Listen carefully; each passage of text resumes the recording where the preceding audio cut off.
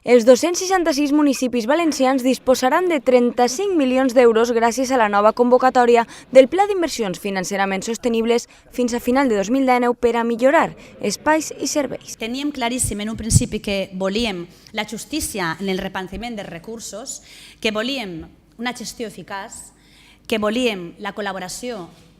no sols amb els ajuntaments en els que ja treballem colze a colze, sinó també amb el govern del Botànic, amb el govern de la Generalitat i que volíem potenciar l'autonomia municipal. Amb aquest pla, valorat amb un excel·lent pels alcaldes i alcaldesses, els municipis poden decidir amb llibertat en què invertir: clavegueram, instal·lacions esportives, il·luminació pública, recollida de residus, entre altres serveis. No diguem cap barbaritat si diguem que quasi estem en una llibertat absoluta per part de l'alcalde o l'alcaldessa de poder gastar els diners en el que considere més oportú mantenint el procediment establert. Amb aquesta quarta convocatòria del CIFES són ja 140 milions d'euros els que la corporació provincial ha invertit en les comarques valencianes.